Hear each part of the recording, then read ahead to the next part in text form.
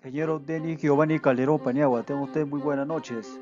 Soy el alumno Isaac Dolorier Hermosa. En esta oportunidad me ha tocado exponer el tema de reconocimiento de deslizamiento y taludes de corte. Reconocimiento de deslizamiento. Se realiza para esclarecer las características de las áreas de deslizamiento y para obtener la información requerida para emprender trabajos de protección razonables y económicos. En este tenemos los puntos de reconocimiento, que son 7. Generalmente se ejecutan los siguientes levantamientos en las áreas de deslizamiento en base a los puntos listados anteriormente. Reconocimiento geológico y de suelos. En muchos casos, las masas con grava de basamiento se mueven a lo largo de las superficies deslizantes durante los deslizamientos, ¿no? Como por ejemplo tenemos, ¿no?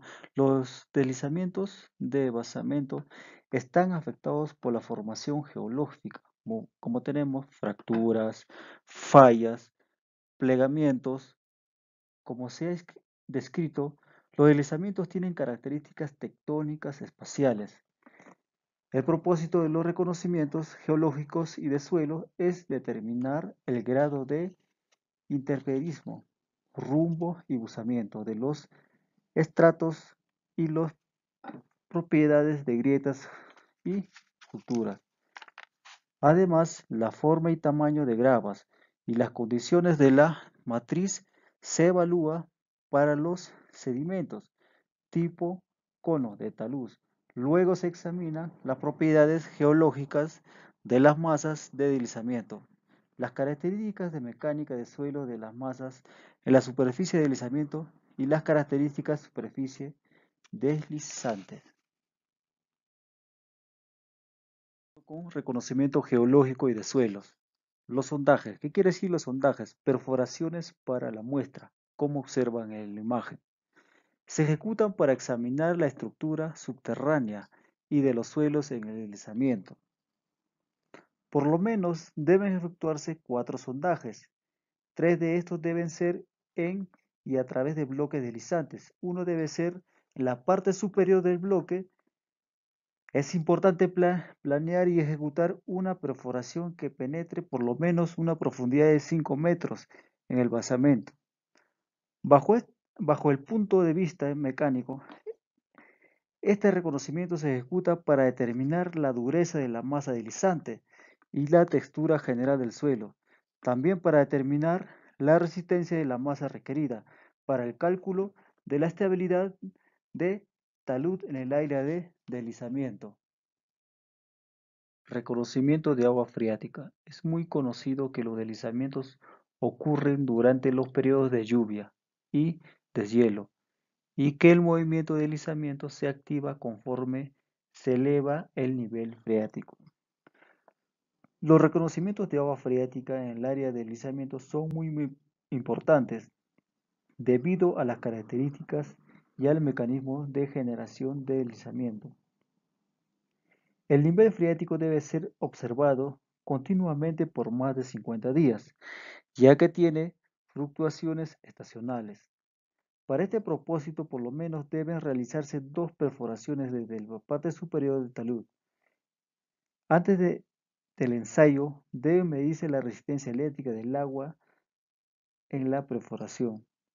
El equipo de ensayo consiste de electrodos unidos a intervalos de 25 centímetros a cable eléctricos. Este equipo de ensayo se introduce en una perforación y se mantiene quieto. Luego se mide la resistencia eléctrica del agua en la perforación a 10, a 20, 30 y a 60 minutos. En esta imagen observamos el reconocimiento del nivel freático. Para ser posible examinar la cantidad y la localización del drenaje efectivo como medidas de protección basadas en la distribución del nivel freático. Estos reconocimientos pueden clasificarse en distribución y presión de agua freática. El contenido del reconocimiento se muestra en esta imagen. El alcance debe determinarse de acuerdo al propósito. Reconocimiento por mediciones. Este reconocimiento se realiza con instrumentos de medición para determinar En detalle, la escala. Dirección de movimiento de mecanismo de generación, deslizamiento. Cuando cualquier signo de movimiento, tal como escarpas o grietas, son encontradas o cuando existe cualquier peligro de ocurrencia de deslizamiento en futuro. Este trabajo requiere herramientas como extensómetros, reglas inclinadas, pilotes de desplazamiento, placas de desplazamiento, etc. Como una de las herramientas tenemos el extensómetro. Los extensómetros se colocan a lo largo de varias travesales y casi paralelas a la dirección de deslizamiento. Los extensómetros deben colocarse en la escarpa de deslizamiento, en la parte superior o en las grietas principales. Como observan en la imagen, el exómetro sirve para medir la ampliación de grietas o extensión horizontales. El instrumento debe ser capaz de funcionar continuamente por más de 50 días. Continuando, reconocimiento por mediciones.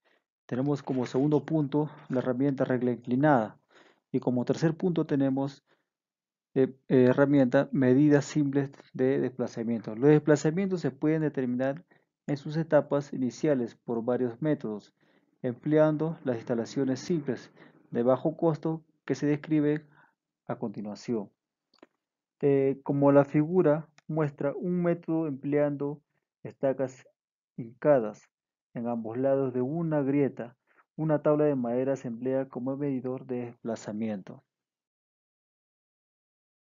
Como el punto número 4 de herramienta, tenemos localización de instrumentos. Los distintos instrumentos deberán instalarse en lugares determinados después de que se haya realizado un análisis exhaustivo de las características del movimiento del deslizamiento. Como observan en la imagen, prácticamente esto sería como un instrumento y monitoreo.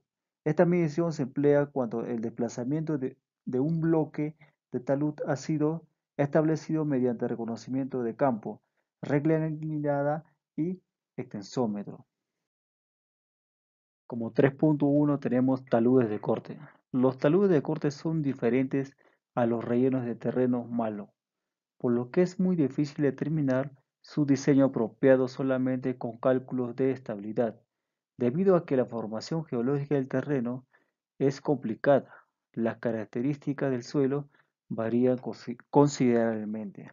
Además, existen otros factores que se traslapan de manera complicada, tales como condiciones de corte artificial, grado de drenaje y trabajo de protección, lluvias fuertes y terremotos, que hacen difícil predecir las fallas de taludes después de determinados, y planear en avances las medidas de protección apropiadas.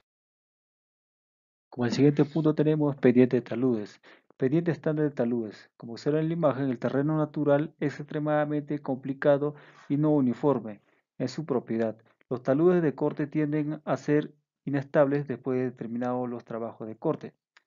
En lo que es banquetas, exceptuando el caso indicado, generalmente se instala a una banqueta de 1 a 2 metros de ancho a la mitad de una talud, corte de gran altura. Como observan en la imagen, por ejemplo, tenemos propósito de banqueta. Es la parte inferior de un gran talud continuo. La descarga de la velocidad del agua superficial aumenta causando el incremento de las fuerzas de socavación. El siguiente punto, inclinación de banqueta. Cuando no existe facilidad de drenaje. Localización de banquetas. En los taludes de corte normalmente se diseñan banquetas de 1 a 2 metros de ancho, cada 5 a 10 metros de altura, dependiendo del suelo, litología y escala de talud.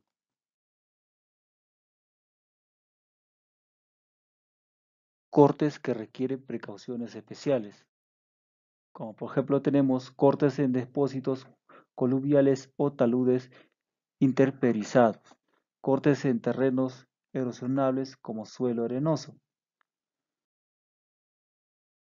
cortes en rocas rápidamente meteorizables como lodolitas y serpentinas, cortes en áreas frías y gran caída de nieve. Como por ejemplo todos estos taludes o cortes que hemos visto en la imagen, prácticamente se pueden colapsar fácilmente durante la ejecución de los trabajos. Serán dañados por lluvias fuertes o terremotos durante el mantenimiento, aunque los taludes de corte hayan sido terminados satisfactoriamente. Como el siguiente punto tenemos ejecución de trabajo de taludes de corte. Precauciones generales en la ejecución. Los trabajos de taludes están retrasados en términos de mecanismo con respecto a otros trabajos de tierra. Actualmente los trabajos de taludes requieren más mano de obra que otros trabajos de tierra. Ejecución de trabajo de corte en basamento. Al ejecutar trabajos de talud en roca blanda, la posición principal deberá excavarse primero. Las mallas de prevención de caída de rocas se utiliza cuando la altura de talud es grande y cuando existe un peligro potencial de caída de rocas menores durante los trabajos.